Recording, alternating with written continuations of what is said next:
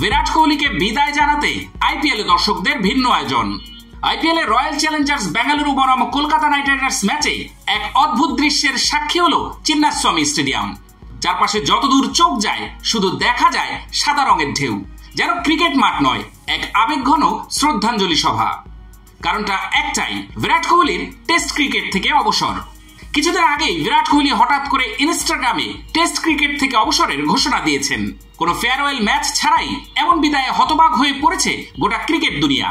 সেই আবেগকে কেন্দ্র করেই আরসিবি ভক্তদের এক ছোট্ট অনুরোধ ভাইরাল হয়ে পড়ে। চলুন সবাই সাদা পোশাক পরে চিন্নাস্বামী স্টেডিয়ামে যাই কোহলির টেস্ট অবসরের শ্রদ্ধা জানাতে। সাদা রঙের পোশাক, যা মূলত টেস্ট ক্রিকেটের প্রতীক, এবার আইপিএল এর গ্যালারিতেই দেখা গেল বিরাটের প্রতি ভালোবাসার রং। ভক্তরা আবেগে বলেছে, কোহলি আমাদের টেস্ট ক্রিকেট ভালোবাসতে শিখিয়েছে। সামাজিক মাধ্যমে ছড়িয়ে পড়া একটি পোস্টে লেখা ছিল, ও আমাদের অনেককেই টেস্ট ক্রিকেটের প্রেমে পড়তে বাধ্য করেছে। আমি হয়তো কোনোদিন তাকে টেস্টের লাইভ দেখতে পারিনি, কিন্তু আজ আমি চাই সে জানুক আমরা কতটা ভালোবাসতাম ওকে, ওর প্রিয় ফরম্যাটকে। এ ধরনের আবেগঘন বার্তা মুহূর্তেই ভাইরাল হয়ে যায়। কেউ কেউ তো এগিয়ে এসে টাকা তুলে সাদা টি শার্ট বিলি করার উদ্যোগ নেন, যাতে কারো স্বাদ মাটিতে না যায়। ম্যাচ শুরুর আগে গেটের বাইরে বিরাট 18 নামে সাদা রঙের জার্সি বিক্রি করতে দেখা যায়। চিন্নাস্বামীর বাইরের চিত্রটাও পাল্টে গেছে। যেখানে আগে লাল রঙের আরসিবির জার্সির রমরমা ছিল, সেখানে এখন সাদা টেস্টের জার্সির আধিক্য। হকাররাও সময় বুঝে নিজেদের জিনিসপত্র বদলে ফেলেছে। কোহলি 18 লেখা সাদা জার্সি সবচেয়ে বেশি বিক্রি হয়েছে। তবে এইসব আবেগের মাঝেও একটা প্রশ্ন উঠেছিল, এই সাদা সাগর কি ম্যাচের উপর প্রভাব ফেলবে? বিশেষজ্ঞদের মতে সাদা বলের খেলা হলেও দর্শক সারির সাদা রঙে বল দেখা কিছুটা কঠিন হতে পারে। তবে মাঠের বাইরে সেই উদ্রেক তেমন দেখা যাচ্ছে না। উৎসবের মেজাজে মাতোয়ারা ভক্তরা প্রস্তুত বিরাটের প্রতি ভালোবাসা জানাতে। ইংল্যান্ডের একজন প্রাক্তন কোচ বলেছিলেন, আমার সবচেয়ে প্রিয় টেস্ট মুহূর্তগুলোর মধ্যে কোহলির 2018 সালের এজবাস্টনের জেমস অ্যান্ডারসনের সঙ্গে দ্বৈরথটা অন্যতম।